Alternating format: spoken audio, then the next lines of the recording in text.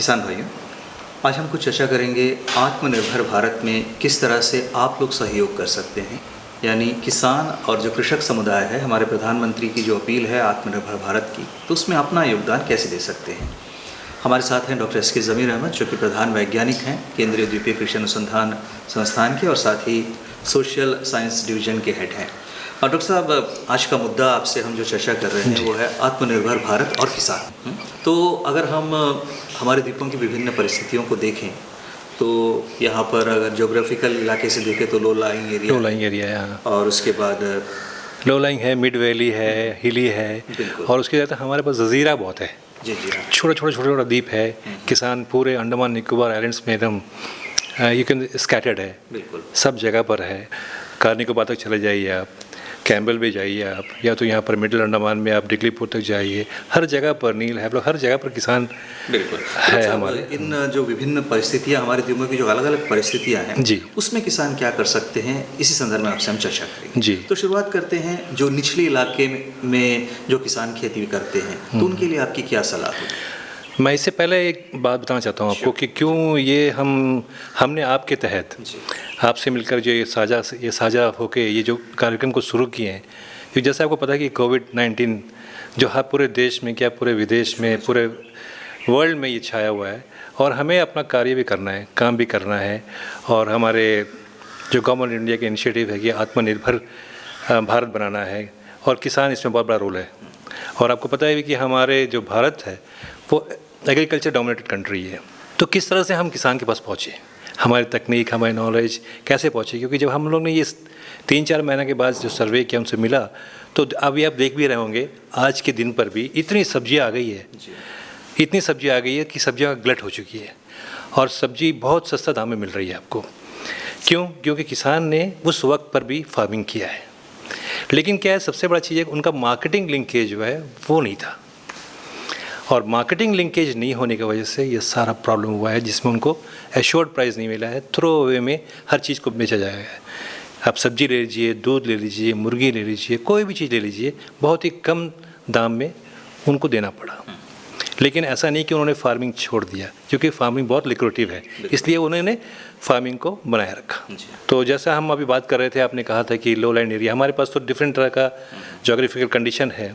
अगर आप लो land area, जैसे कि समतल एरिया हमारा है, या तो जिसमें पानी भरा हुआ है, अगर अभी खरीफ का मौसम शुरू हो गया है, बारिश का मौसम है, तो नेचुरली अब लो लाइंग एरिया में जाएंगे जहाँ पर पानी ज़्यादा रुका रहता है, वहाँ पर हम धान ही करते हैं।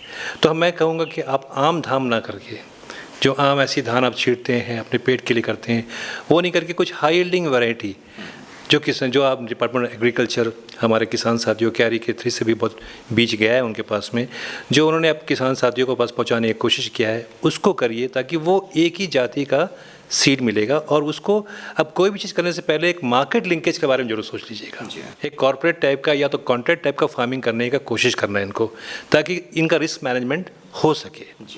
तो मैं कहूँगा कि ये जैसे कि एक सीड विलेज कॉन्सेप्ट को लेकर वो कुछ किसान मिलकर पार्टिसिपेटिव में कोई भी एक प्रजाति का धान को, कैरी 1 हुआ, कैरी 2 हुआ, या जया हुआ, या गायत्री हुआ, उसको वो उगाए, और उसको लिंक डिपार्टमेंट से कर सकते हैं, एक अच्छा गवर्नेंस पैदा कर सकते हैं थ्रू PRI प्रधान के साथ में, ताकि जब ये फसल तैयार होकर आए तो इनको एक एश्योर्ड प्राइस मिले, एक मार्केट मिले, और किसान को जो वो खर्चा करता है उसको वो सब मिलेंगे। और जानकारी के लिए हमारे कैरी के वैज्ञानिक है, KVK के हैं, डिपार्टमेंट एग्रीकल्चर के हैं, एनवायरमेंटरी के, सब तरह के लोग यहाँ पर है, जो उनके पास ज्ञान, नॉलेज और स्किल देने के लिए पहुँचा सकते हैं। दूसरा मैं बोलूँगा कि अगर मैं जैसे जो मछली, फ्रेश वाटर मछली, जैसे कतला, रोहू, मृगाल वगैरह को पालना है, तो उसके लिए भी मछली का अगर फिर चारा का प्रॉब्लम हुआ है, तो वो सैटेलाइट फिश फार्मिंग जो पॉन्ड उनके पास में उसमें कर सकते हैं, ताकि उनको जिस तरह का बीज चाहिए वो बीज उनको मिलेगा, और वो अपने नज़दीक हब एंड स्पोक मॉडल में जैसे वो हब कर सकते हैं, बाकी सबको आप आइडेंटिफाई कर सकें। बहुत डिमांड है आज के डेट में भी। देखिए उनके पास पॉन्ड है, पानी है, लेकिन मछली का चारा नहीं है। तो मछली का चारा अगर एश्योर्ड होने के लिए आपको इस तरह का करना होगा, और चारा उत्पन्न कर सकते हैं, और उसको एश्योर्ड प्राइस में दे सकते हैं आप, क्योंकि आपका टू टाइप, कतला है तो कतला ही रहेगा, मृगाल है तो मृगाल रहेगा, और अगर रोहू है तो रोहू रहेगा। और आपका मार्केटिंग, मतलब यू कैन हैव कमांड, आपको अपना मार्केट पर कमांड होगा। और मैं ये बात को स्ट्रेस कर रहा हूँ कि मार्केट लिंकेज बहुत ज़रूरी है। बिना मार्केट लेंगे कोई टेक्नोलॉजी, कोई किसान आगे नहीं बढ़ सकता है। और अब ये भी देखें कि इस वक्त चारा का, बीज का, मतलब फल का चारा या तो नारियल सुपारी का चारा, किसी फूल का चारा का बहुत डिमांड है।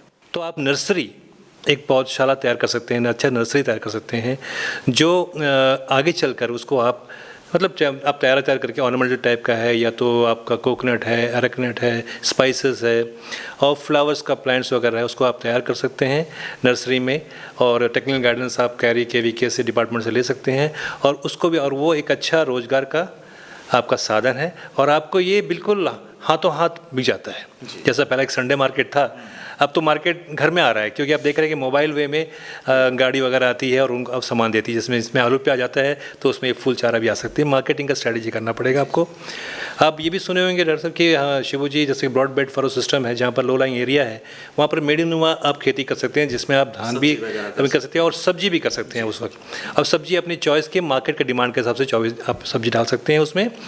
और ये कोशिश करिए कि आप हाई यील्डिंग वैरायटी ही गाड़ें। हाई यील्डिंग वैरायटी गाड़ेंगे तो जो उसका बीजा है वो उसको आप रख सकते हैं और दोबारा रीयूज़ कर सकते हैं आप। अगर आप हाइब्रिड गाड़ेंगे तो सिर्फ वन टाइम यूज़ करेंगे, नेक्स्ट टाइम आपको सिर्फ मार्केट के ऊपर डिपेंड करना पड़ेगा। तो अपना सेल्फ डिपेंडेंट होना बहुत ज़रूरी है। तो उसके लिए मैं स्ट्रेस करता हूँ कि आप हाई यील्डिंग वैरायटी ही इस्तेमाल करिए। उसको बीज सीड ट्रीटमेंट जरूर करिएगा, स्टोर करने का टाइम में करके रख दीजिएगा। उसके बाद से दोबारा आप रीयूज़ कर सकते हैं, ताकि आपका फसल और आपका मार्केट सब एश्योर्ड है।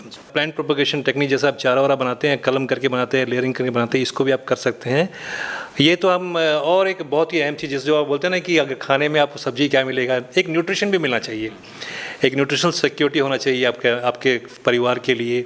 और आप जिसको बेच रहे हैं स्टेक होल्डर्स को, उसको भी आप वैरायटीज़ देना चाहिए, ताकि आपका जो भी फसल है ना, जैसे कि मूली है, आपका खीरा है, या तो सब्जी है, ये सब में अलग अलग न्यूट्रिएंट्स है। किसी में आपका खनिज है तो किसी में कार्बोहाइड्रेट्स है, तो एक बैलेंस और न्यूट्रिशनल डाइट मिलता है, अश्योर होता है आपको। और उसमें आप फूल वगैरह भी आप कर सकते हैं, ये फ्लावर्स का भी बहुत ज़रूरत पड़ती है। आप देखिए हर चीज़ का कमी हुआ था इसमें जी। तो सारा आदमी लोग इसको कोविड एरिया जो टाइम था, इसको बड़ा बखूबी उन्होंने पार किया है और बहुत कुछ लेसन लर्न भी किया है। तो उस लेसन लर्न करके हम लोग ये सब कर सकते हैं, क्योंकि सिर्फ ये आपकी डिमांड नहीं है। जो हम बता रहे थे, हमारे यहाँ ज़जीरा बहुत ज़्यादा है। अगर आप साउथ अंडमान के किसान हैं, आपके पास चारा तैयार है, तो आप नॉर्थ अंडमान के पास में दे सकते हैं, और आपके अपने प्राइस पर, और गवर्नमेंट या तो डिपार्टमेंट उसका इनिशिएटिव लेता है जी। तो इस तरह करके आपका सामान हर जगह जा सकता है। ये तो रही लो लेइंग या निचले इलाके की बात, जहाँ पर BPF की आपने बात कही, धान है, सही बात, जहाँ पर जो किसान भाई मछली पालन करते हैं उनके लिए। अब जो इलाके थोड़े से उठे हुए हैं, मिड वैली जिसे हम, हाँ मिड वैली कहते हैं, या थोड़ा सा आप बोलेंगे अपलैंड एरिया वगैरह है, तो अपलैंड एरिया में भी आप मक्का खेती वगैरह कर सकते हैं। थोड़ा अपलैंड हो ना, तो उसकी हाँ मक्का और सब्जी वब्जी कर सकते, लेकिन क्या पानी का आपके पास स्रोत होना चाहिए। पानी का स्रोत आपका है तो प्रॉब्लम नहीं है। अगर पानी का स्रोत नहीं तो अपलैंड में भी आपको करने को थोड़ा मुश्किल होगा। वैसे तो आप देखेंगे कि यहाँ का जो सिनेरियो है, हमारे यहाँ प्लांटेशन बेस है, 22,000 हेक्टेयर हमारी ज़मीन है, कोकोनट बेस्ड है, और कहीं पर अरेकनट बेस्ड है। तो आप वो कोकोनट के अंदर में आप मल्टी टायर क्रॉपिंग सिस्टम आप कर सकते हैं। उसमें आप दालचीनी हुआ, लौंग है, नीचे में ऑर्नामेंटल या आपका ऑर्नामेंटल पेड़ भी कर सकते हैं आप, और फ्लोर में जो उसका जो बेस एरिया है वहाँ पर आप पाइनएप्पल वगैरह आप अच्छी तरह से कर सकते हैं, और ताकि आपको सारा तरह का क्रॉप इसमें मिल जाएगा। और सिर्फ नारियल छोड़ के बाकी सब भी क्रॉप जितना भी है ना, जैसे आप देख रहे हैं कि डिमांड्स बहुत है, और ज़्यादातर हमारे यहाँ के प्रोड्यूस का डिमांड बहुत है, लेकिन प्रोडक्शन जो है वो काफ़ी कमी मात्रा में आता है। स्पाइसेस है, तो आप मल्टी टायर क्रॉपिंग सिस्टम आप करेंगे ना, अब गोल मिर्च वगैरह है उसमें आप चढ़ा सकते हैं, तो ये करेंगे तो आपको कोई ना कोई क्रॉप, और मल्टी टायर क्रॉपिंग सिस्टम हमारे अंडमान निकोबार द्वीप समूह के लिए या तो IFS है, ये बहुत ही सूटेबल है। और ये हॉर्टिकल्चर क्रॉप्स जैसा आपका खूनफल हो गया, या आपका गार्सिनिया हो गया, या आपका रामबुटान है, हाँ मैंगोस्टीन है।